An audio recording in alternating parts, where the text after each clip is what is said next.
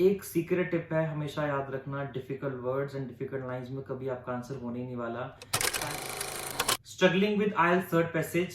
If yes, then this video is for you. Satyam this side guys, your IELTS coach today. I'm here to help you all. जिन जिन बच्चों को third passage को करने में problem आ रही है। A lot of times I get questions from you कि sir third passage कैसे करें? सर पहले दो पैसेज बहुत अच्छे से हो जाते हैं लेकिन थर्ड पैसेज में बहुत प्रॉब्लम आ रही है। सर रीडिंग का पेपर क्रैक ही नहीं हो पा रहा बिकॉज पहले दो पैसेज में जो स्कोर आता है थर्ड पैसेज में सारे गलत होने की वजह से अच्छा स्कोर हम कर ही नहीं पा रहे। तो don't worry, sir is there to help you, but only on one condition. अगर इस वीडियो को आप लास्ट तक देखोगे तो ट्रस्ट मी, थर्ड पैसेज को कैसे सॉल्व करते हैं मैं आपकी जो सारी प्रॉब्लम्स को आज दूर कर दूंगा। But for that, third passage में प्रॉब्लम्स है क्या, हमें ये समझना पड़ेगा कि थर्ड पैसेज की क्वेश्चन टाइप्स क्या होती हैं। थर्ड पैसेज की एक क्वेश्चन टाइप होती है लिस्ट ऑफ हेडिंग्स। ये बहुत प्रॉब्लमेटिक इसलिए है बिकॉज लिस्ट ऑफ हेडिंग्स में टाइम आपका बहुत ज्यादा लगता है। ये एक टाइम कंज्यूमिंग एक्टिविटी है, प्लस ये एक एनर्जी कंज्यूमिंग एक्टिविटी भी है। बहुत बार आपको लगता है कि जब आप आंसर्स मैच करने पीछे जा रहे हो अपने ऑप्शंस के साथ तो आपको डबल आंसर्स लगते हैं कि ये भी आंसर हो सकता है, फिर थोड़ी देर बाद आपको लगता है कि नहीं इसका आंसर ये भी हो सकता है। सो यू गेट कंफ्यूज्ड, जिससे आपकी एनर्जी जो है वो बहुत ड्रेन हो जाती है। सेकेंड, एमसीक्यूज में भी बहुत प्रॉब्लम्स आती हैं and most of the times academic reading में या जीटी रीडिंग में एमसीक्यूज थर्ड पैसेज में ही होते हैं। थर्ड, और क्या प्रॉब्लम आ सकती है? Summary matching questions. बट मेरे अकॉर्डिंगली अभी हमें स्टार्ट में सिर्फ दो टाइप से वर्क करना चाहिए, वो है list of headings and MCQs. तो मैं इस वीडियो को आज बना रहा हूँ लिस्ट ऑफ हेडिंग्स को कैसे सॉल्व किया जाता है। मैं एक और वीडियो बहुत जल्दी बनाऊंगा एमसीक्यूज के ऊपर, बट लिस्ट ऑफ हेडिंग्स को अगर आपने सॉल्व करना सीख लिया तो एटलीस्ट आपके 7 to 8 क्वेश्चन थर्ड पैसेज में करेक्ट होने स्टार्ट हो जाएंगे। तो स्टार्ट करते हैं इस वीडियो को। लिस्ट ऑफ हेडिंग्स करने के लिए कुछ स्ट्रैटेजीज हमारे पास होनी चाहिए। फर्स्ट स्ट्रैटेजी हमारे पास क्या है? लिस्ट ऑफ हेडिंग्स आपको जब भी करने हैं आपका फोकस जो है वो तीन तरह के वर्ड्स के ऊपर होना चाहिए। वो तीन तरह के वर्ड्स क्या है, बहुत ध्यान से समझिएगा। वो तीन तरह के जो वर्ड्स हैं, one is concluding words. What are concluding words? Concluding words वो होते हैं जिससे एक पैसेज की हमें थोड़ा सा समराइज या क्रक्स मिल रहा हो पैसेज का, जैसे कि therefore, in short, as an outcome, as a consequence, to be precise, thus, hence, so, because. ऐसे वर्ड्स जब भी आए आप हमेशा समझ जाओ कि जो उसने कॉम्प्रिहेंशन में जो भी चीज लिखी हुई है जो उसको समराइज कर रहा है। एंड हमारा काम हेडिंग में क्या होता है, जो भी हमारा कॉम्प्रिहेंशन है उस कॉम्प्रिहेंशन को समराइज करना, उस समरी को पीछे हमें ऑप्शंस के साथ मैच करना। देन नेक्स्ट, कंक्लूडिंग वर्ड्स के बाद ओपोजिंग वर्ड्स। ओपोजिंग वर्ड्स क्या होते हैं? However, rather, despite, in spite, although, on the other hand, on the flip side, yet, but, until, on the contrary। तो ये वर्ड्स कभी भी आप देखना हम वहां पे लिखते हैं जहां पे भी स्टेटमेंट कॉन्ट्राडिक्ट हो रही हो। Again I am repeating, concluding words, opposing words, जो बहुत ज्यादा इंपॉर्टेंट है। थर्ड, एक और चीज बहुत इंपॉर्टेंट है, दैट इज एक्सप्रेशंस। एक्सप्रेशंस क्या होते हैं? हमारे कुछ ऐसे वर्ड्स या कुछ ऐसी चीजें जिससे हमारे लाइन को थोड़ा सा एम्फेसाइज किया जाए, लाइन के ऊपर थोड़ा सा फोकस डाला जाए, जैसे कि definitely, fortunately, unfortunately, certainly, perhaps, irrefutably. ये वर्ड्स हमेशा एक्सप्रेशंस हमारी लाइंस को एम्फेसाइज करने के लिए किए जाते हैं। सो सी, ई, ओ आप ऐसे याद रख सकते हो। C for concluding words, E for expressions, O for opposing words. Fourth, एक और चीज को हम बिल्कुल भी इग्नोर नहीं कर सकते, वो है पंक्चुएशन मार्क्स। पंक्चुएशन मार्क्स में कई बार क्वेश्चन मार्क जहां पे लिखा हो वो लाइन बहुत इंपॉर्टेंट है, कहीं पे कोटेशन मार्क्स हो वो बहुत इंपॉर्टेंट है, मल्टीपल टाइम्स कॉमास आ रहे हैं बहुत इंपॉर्टेंट है, ब्रैकेट्स हैं बहुत इंपॉर्टेंट है, फॉन्ट चेंज हुआ बहुत इंपॉर्टेंट है। देन उसके बाद कहीं पे बोल्ड में लिखा हुआ है, कहीं पे अंडरलाइन है। अंडरलाइन बहुत कम केसेस में होता है बट यस कभी कभी हो भी सकता है। तो अगर आप इन चीजों का ध्यान रखोगे तो ट्रस्ट मी, आपका जो पैसेज को समझने की अंडरस्टैंडिंग है वो बहुत स्ट्रांग हो जाएगी। अभी मैं आपको करके दिखाता हूँ प्रैक्टिकली इसको करना कैसे है, तो आप इसको बहुत ध्यान से समझिएगा। जहां पे आपको लगे वीडियो को पॉज करना है, पैसेज को रीड करना, आप वीडियो को पॉज भी कर सकते हो एंड पैसेज को कंफर्टेबली रीड कर सकते हो। बट सबसे पहला स्टेप हमें क्या करना है? फर्स्ट स्टेप इज हमें ऑप्शंस रीड ही नहीं करने। क्या है, रोमन्स में हमें ऑप्शंस दिए होते हैं उन्होंने, like 1 to 8 options, 1 to 9 options, या कई बार 10 ऑप्शंस भी होते हैं। तो हमें ऑप्शंस रीड नहीं करने। What we have to do is हमें डायरेक्टली पैराग्राफ पे जाना है, डायरेक्टली पैसेज पे जाना है। तो जो पैसेज के जैसे ए हमारे कॉम्प्रिहेंशन, फर्स्ट कॉम्प्रिहेंशन है ए, तो हम उसको पढ़ना स्टार्ट करेंगे। उसकी मैं पर्टिकुलरली वर्ड्स ढूंढूंगा कहां पे मेरे सीईओ हैं या मेरे पंक्चुएशन मार्क्स हैं, मैं उनको अंडरलाइन कर लूंगा, क्योंकि जहां पे भी मुझे ये वाले वर्ड्स मिलेंगे बहुत ज्यादा चांसेस हैं कि मेरे पूरे जो कॉम्प्रिहेंशन है, जो भी मेरा ए ऑप्शन है, बी ऑप्शन है या मेरा जो सी है, वो उसको कंक्लूड कर रहा हो, जैसे हैंस कहीं पे लिखा हुआ है मतलब कंक्लूड कर रहा है वो, देयरफॉर कहीं पे लिखा है कंक्लूड हो रहा है, ऑन द अदर हैंड है तो स्टेटमेंट कॉन्ट्राडिक्ट हुई है, ऑन द अपोजिंग साइड है तो स्टेटमेंट जो है वो कॉन्ट्राडिक्ट हुई है, कहीं पे एक्सप्रेशंस हैं, तो हमें इन चीजों का ध्यान रखना है। इन चीजों को जब आप फाइंड आउट कर लोगे तो ट्रस्ट मी 95% से भी ज्यादा चांसेस हैं कि इन वर्ड्स की जो लाइंस है आगे पूरी, जहां से वो बट वर्ड के बाद आगे की लाइन है, ऑन द अदर हैंड के बाद आगे की लाइन है, देयरफॉर के बाद आगे की लाइन है, ये लाइंस के बाद जो है आप जो रीड करोगे वो पूरे के पूरे कॉम्प्रिहेंशन की आपको समरी दे रहा होगा। तो करके देखते हैं कैसे। आज की जो रीडिंग है हमारी, जो हम करने वाले हैं थर्ड पैसेज की starting, that is what destroyed the civilization of Easter Island. तो ये एक आइलैंड के ऊपर बात कर रहा है। तो जैसे हमारे सामने मैंने आपको कॉम्प्रिहेंशन प्रेजेंट किया हुआ है स्क्रीन पे, तो ए कॉम्प्रिहेंशन जो है हम एक बार इसको रीड करते हैं। सो ए से लेके इसमें हमारे पास जी तक कॉम्प्रिहेंशन होंगे, बट हमें एक टाइम पे एक कॉम्प्रिहेंशन को ही देखना है। एक सीक्रेट टिप है, हमेशा याद रखना, difficult words and difficult lines में कभी आपका आंसर होने ही नहीं वाला। चाहे वो ट्रू फॉल्स हो, चाहे वो आपके फिल इन द ब्लैंक्स हो, चाहे वो हेडिंग्स हो, चाहे वो समरी मैचिंग हो, चाहे वो एमसीक्यू हो, जो लाइन आपको साफ साफ समझ लग रही है आंसर मैक्सिमम केस में वही होगा आपका। इन शॉर्ट जिस लाइन की ट्रांसलेशन थोड़ी सी इजी है उसमें मैक्सिमम केस में आपके आंसर्स होते हैं। डिफिकल्ट लाइंस डिफिकल्ट वर्ड्स में कभी आपके आंसर होने ही नहीं वाले। ये सीक्रेट टिप है, अपने तक ही रखना। ए कॉम्प्रिहेंशन में जो ए पार्ट है, ए पार्ट जो है बहुत ज्यादा लेंथी इंफॉर्मेशन है, बट इस इंफॉर्मेशन में आपको 4 चीजें देखनी है बहुत इंपॉर्टेंट। वो है येट, अंटिल, बट, डेफिनेटली। ये 4 चीजों के ऊपर अगर आपने ध्यान दे दिया तो आपका जो है हेडिंग का क्वेश्चन सॉल्व हो जाएगा। मैं अब क्या करता हूं, मैं पूरा का पूरा जो है ए ऑप्शन ये रीड ही नहीं करता, सिर्फ इन 4 लाइंस को रीड करता हूं। हालांकि मैं आपको सजेस्ट करूंगा कि अगर आपकी ट्रांसलेशन अच्छी है, अगर आपको इंग्लिश अच्छे से आती है, तो आप इसको एक बार गो थ्रू जरूर करो, वो बेटर है। तो बट अगर आपके पास टाइम नहीं है या बिल्कुल भी आपको समझ नहीं आ रहा, तो हम लोग इससे ऐसा कर सकते हैं। तो मैं एक बार आपको वैसे करके बताता हूँ। यहाँ पे इसने बोला कि बात बेसिकली किसकी हो रही थी, ईस्टर्न आइलैंड की हो रही थी, सिविलाइजेशन की हो रही थी कि वो खत्म कैसे हुआ। तो उसने बोला कि येट जब Dutch explorers landed in 1722 they met a stone age culture. उनको वहां पे एक स्टोन एज कल्चर दिखा। The moai were carved with stone tools and transported for many kilometers without the use of animals or wheels to massive stones. Then the identity, उसने बोला कि जो इनकी आइडेंटिटी थी इनके बिल्डर्स की, they were in doubt until, तो मुझे यहां से ये समझ लग गया कि जो इनको बनाने वाले स्टैचूज को बनाने वाले लोग थे उनकी आइडेंटिटी जो थी वो डाउट में थी, मतलब पता नहीं है किसने बनाया। तो मैं थोड़ा सा नीचे चले जाऊंगा और उसने बोला कि modern science, linguistic, archaeological and genetic evidence, फिर एक सबूत मिला हमें, हैज डेफिनेटली, तो डेफिनेटली बहुत इंपॉर्टेंट वर्ड है, इसने डेफिनेटली पक्का मतलब प्रूव कर दिया कि ये बनाने वाले कौन लोग थे, ये पॉलिनेशियंस थे।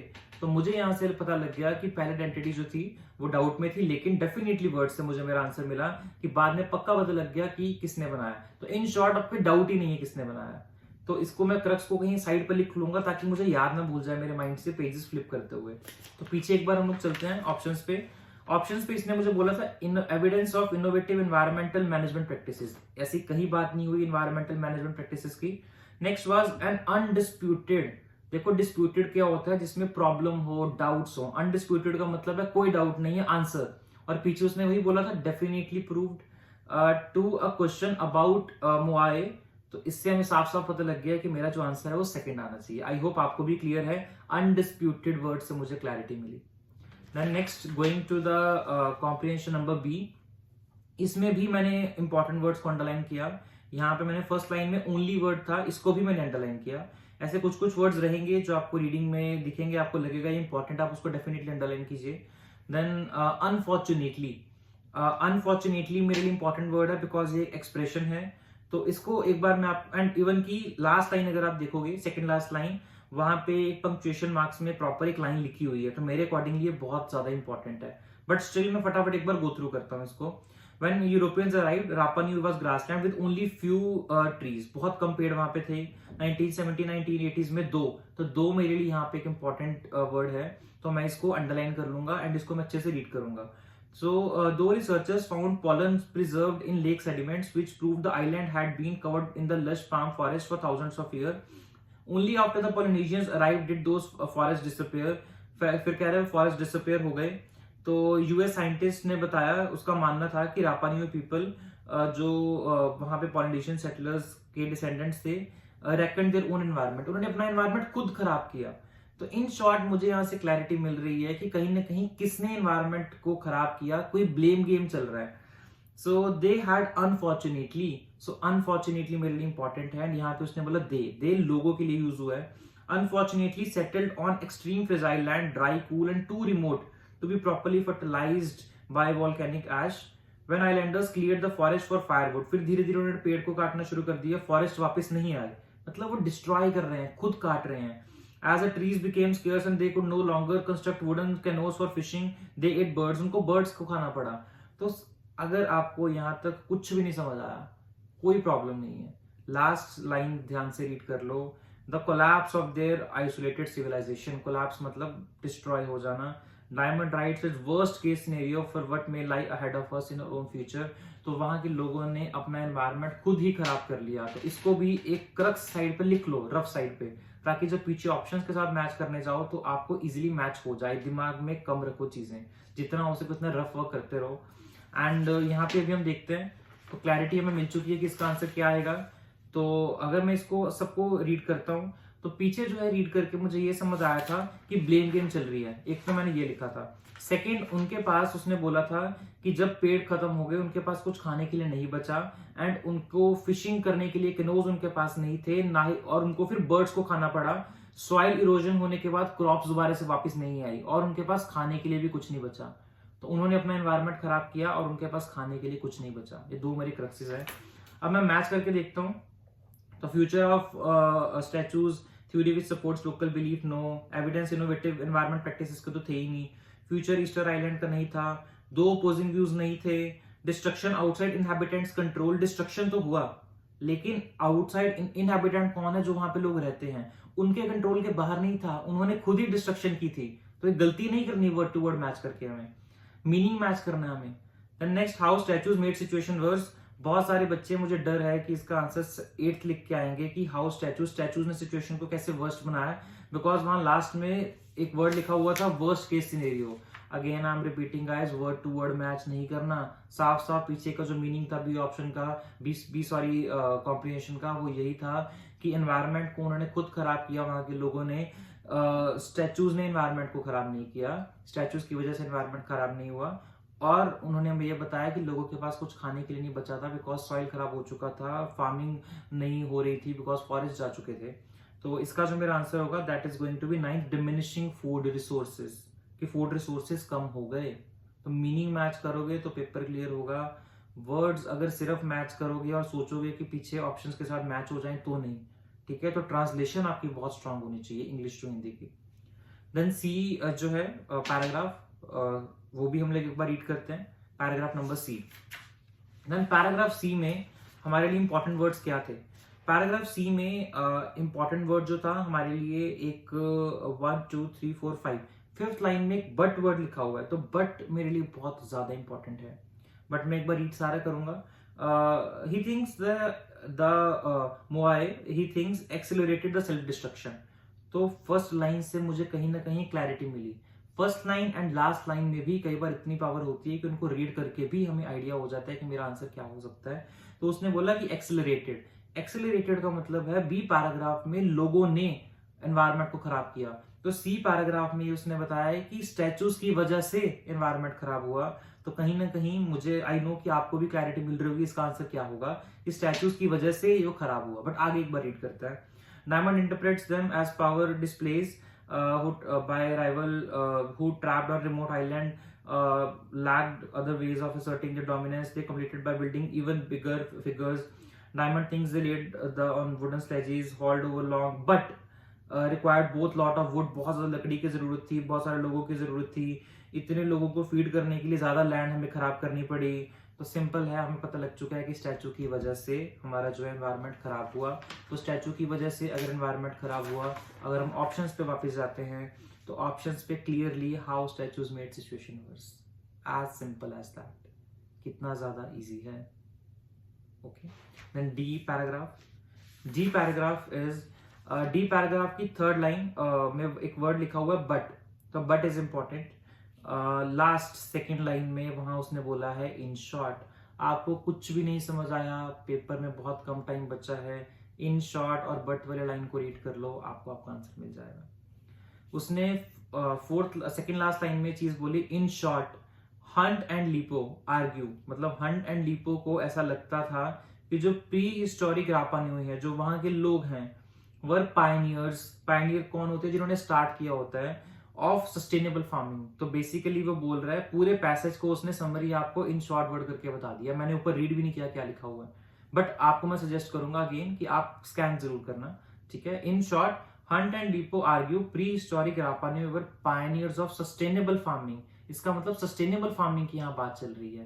तो अब मैं ऑप्शन को मैच करता हूँ, तो क्लियरली मुझे पता है कि मेरा आंसर इसका क्या है। बिकॉज अगर मैं 9th के साथ मैच करता हूँ, फूड रिसोर्सेज कहीं था नहीं, स्टैचूज की बात नहीं हुई, कहीं इनहैबिटेंट्स की कंट्रोल के बाहर की डिस्ट्रक्शन की बात नहीं हुई, दो अपोजिंग व्यूज नहीं थे, फ्यूचर की कोई बात नहीं हुई, कोई लोकल बिलीफ की बात नहीं हुई, फ्यूचर क्या होगा स्टैचूज को उसकी बात नहीं हुई। सेकंड आंसर हमारा ऑलरेडी हो चुका है। My answer is evidence of innovative environment management practices. हम सब ने साइंस में पढ़ा है इनोवेटिव एनवायरमेंट मैनेजमेंट प्रैक्टिसेस क्या होता है, सस्टेनेबल फार्मिंग, जो फ्यूचर के लिए भी हम बहुत अच्छे से उसको कर सकते हैं। ई ऑप्शन है, Hunt and lipo contend that the building was an activity that helped to keep peace between islanders. They also believe that, believe bar bar word यहाँ पे यूज कर रहा है, मतलब उनका मानना है ऐसा, moving these moai required few people and no wood because they were worked upright. हमें उसके लिए जो है कम लकड़ी की और लोगों की जरूरत थी, लकड़ी की जरूरत थी नहीं और कम लोगों की जरूरत थी। On that issue Hunt and lipo बोलते हैं कि आर्कियोलॉजिकल एविडेंस हमें ये बताते हैं बैक्स अप रापा न्यूई फॉकलोर। बैक्स अप का मतलब क्या है? सपोर्ट करना। तो लोगों का कुछ मानना है और उस बिलीफ को सपोर्ट किया जा रहा है, लोगों का कुछ मानना है और उस बिलीफ को सपोर्ट किया जा रहा है। इसको रफ साइड पे कहीं लिख लो, इसका क्रक्स बना लो, पीछे मैच करने जाओगे आंसर आपकी आंखों के सामने है।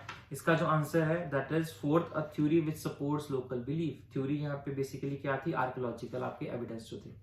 आई होप आपको क्लैरिटी मिल रही है। अगर क्लैरिटी नहीं मिल रही तो प्लीज आप लोग मेरे साथ कभी भी कनेक्ट कर सकते हैं, और लास्ट में अपना नंबर भी दूंगा आप लोगों को, एंड फ्री रीडिंग मटेरियल भी मैं आप लोगों को प्रोवाइड करूंगा। तो प्लीज आप लोग इस रीडिंग को लास्ट तक देखिए। अब हम चलते हैं एफ ऑप्शन पे। एफ ऑप्शन में फर्स्ट लाइन में एक वर्ड लिखा है होली, ये बहुत इंपॉर्टेंट है। देन 1 2 3 4 5 6 7 लगभग 7th 8th लाइन में एक वर्ड है नो डाउट, मतलब अनडाउटेडली जैसे हम बोलते हैं। Moreover, Hunt and Lipo are convinced that settlers were not wholly responsible। कह रहे जो वहां के लोग थे सिर्फ वही रिस्पॉन्सिबल नहीं थे उस लॉस के लिए, इसका मतलब कोई और भी रिस्पॉन्सिबल होगा उस लॉस के लिए। तो मुझे क्लैरिटी मिल रही है कि इस पैराग्राफ में वो बताएगा कि सेटलर्स के अलावा और कौन लोग रिस्पॉन्सिबल होंगे इस आइलैंड के डिस्ट्रक्शन के। गाइस जब आप बार बार ऑप्शंस देखते हो आपको थोड़ा सा आइडिया होना स्टार्ट हो जाता है कि इसके रिगार्डिंग कहीं मैंने ऑप्शन में पढ़ा है। तो जैसे मैंने एक ऑप्शन रीड किया था कि डिस्ट्रक्शन आउटसाइड इनहैबिटेंट्स कंट्रोल, तो मुझे लग रहा है इसका ये आंसर हो सकता है। तो आपको अपना दिमाग भी बिल्कुल एक्टिव रखना है। Archaeological finds of nuts from extinct Easter Island palm shows tiny grooves made by teeth of Polynesian rats. अब रैट्स की बात हो गई है, फिर रैट्स आए वहां पे, रैट्स ने कुछ ही सालों में वो सब खराब कर दिया। They would have prevented the reseeding of slow growing palm trees, therefore no doubt rats ate birds, rats birds को खाते थे, बर्ड्स के एग्स को खाते थे। Hunt and Lipo also see no evidence that Rapa Nui civilization collapsed when palm forest did. They think its population grew rapidly. Rats की population बहुत बढ़ती गई and remained more or less stable until arrivals of Europeans who introduced deadly disease to which islanders had no community. Okay, यहाँ पे population islanders की बात कर रहा है, तो पता लग गया कि population बढ़ने से ऐसा बेसिकली उनका हुआ है। रैट्स ने भी सारा कुछ खराब कर दिया यहाँ पे। फिर 19th century में slave traders decimated the population which shriveled to 111 people by 1877। तो population बहुत कम हो गई। तो सिर्फ लोग रिस्पॉन्सिबल, वहां के सेटलर्स रिस्पॉन्सिबल नहीं थे। Very very easy, my answer is destruction outside inhabitants control. Last paragraph G. Paragraph G जो है इसमें देयरफॉर बहुत इंपॉर्टेंट है, रैदर बहुत इंपॉर्टेंट है। Hunt and Lipo's vision therefore is one of islands populated by peaceful and indigenous builders and careful stewards of island। आप paper में बैठे हो, आपको stewards का मतलब नहीं पता, आपको ingenious का मीनिंग नहीं पता, कोई प्रॉब्लम नहीं है, आंसर तो इजी लाइंस में होने वाले हैं, इजी वर्ड्स में। rather by reckless destroys ruining their own environment and society। rather बार बार एक वर्ड यूज कर रहा है rather, rather than a case of abject failure। उसको हम एक फेलियर की बावजूद भी Rapa Nui is unlikely a story of success कह रहे हैं कि rather than हमें उसको ठीक है एक फेलियर की तरह लोग देखते हैं, लेकिन एक फेलियर के अलावा ये एक अनलाइकली सक्सेसफुल स्टोरी भी है। एक साइड पे इसको फेलियर माना जा रहा है, दूसरी साइड पे इसको सक्सेसफुल माना जा रहा है। तो क्लियरली पता चल रहा है कि दो व्यूज है यहाँ पे। अगर यहाँ पे दो व्यूज हैं तो our answer is 6, 2 opposing views about Rapa Nui people. तो आई होप आपको ये समझ आया कि मैंने क्या किया है। स्टेप बाय स्टेप मैं दोबारा से बता रहा हूं कि मैंने किया क्या था। फर्स्ट, कभी भी हमें ऑप्शंस नहीं देखने, जैसे इसमें हमारे पास 1 to 9 ऑप्शंस थे, वो नहीं देखने। हमें पैराग्राफ ए रीड करना स्टार्ट करना है। पैराग्राफ ए का जब हम रीड करेंगे, अपने वर्ड्स पिक करेंगे, CEO प्लस पंक्चुएशंस। वर्ड्स जब आप पिक करोगे, एक बार सारा जो आपका पैसेज है, पैराग्राफ है, उसको स्कैन करना है। एंड स्कैन करने के बाद इंपॉर्टेंट जो वो वर्ड्स होंगे उनके ऊपर आपको ध्यान देना है ज्यादा, बिकॉज वहीं पे आपके मेजरली आंसर होंगे 95% केस में। जो समझ आया उसका राइट रफ साइड पे क्रक्स बनाओ। वो क्रक्स को जब पेज टर्न आप कर रहे हो तब मैच करने की कोशिश करो। दिमाग में मत रखना कि आपको क्या समझ आया, याद भूल जाता है पेपर में। देन उसके बाद फिर आपको क्या करना है, जब जब आपको ऑप्शन से मिलते जाएं, कट करते रहो कि कौन कौन से ऑप्शन आपके हो चुके हैं। Plus a very very important thing, अगर आपने कोई पैराग्राफ रीड किया और आपसे उसका क्रक्स ना बना, समरी ना बनी, उसको छोड़ दो। गलत आंसर गेस मत करो, बिकॉज अगर आपने गलत आंसर गेस कर लिया और वही अगर किसी और का आगे आंसर हुआ तो आपका एक की बजाय 2 आंसर्स गलत हो जाएंगे। तो आई होप आपको ये वीडियो हेडिंग्स की अच्छी लगी हो। नेक्स्ट मैं एक MCQs के ऊपर भी वीडियो बनाऊंगा, बट आप में से और किसी भी स्टूडेंट को अगर मटेरियल चाहिए रीडिंग का कि हेडिंग्स सॉल्व करने के लिए मेरे से सैंपल, तो डेफिनेटली आप जो है कमेंट्स में लिख सकते हैं पेबल्स रीडिंग। अगर आप लोग मुझे लिखोगे पेबल्स रीडिंग तो मैं आपको डेफिनेटली फ्री मटेरियल प्रोवाइड करूंगा। एंड उस फ्री मटेरियल में मैं कुछ आपको ऐसे क्वेश्चंस दूंगा जो एग्जाम में पहले आ चुके हैं एंड एग्जाम में आ सकते हैं, एक predictable kind of material. And thank you so much, आपने इस वीडियो को लास्ट तक देखा। अगर आपको वीडियो अच्छी लगी हो तो I request you please to subscribe my channel, because subscription gives me motivation की बहुत सारे लोग जो हैं मुझे फॉलो कर रहे हैं एंड मेरी वीडियोस को पसंद भी कर रहे हैं। आप इस वीडियो को लाइक भी कर सकते हो एंड कमेंट भी कर सकते हो। Thank you so much. Satyam this side, your IELTS coach, signing off for today.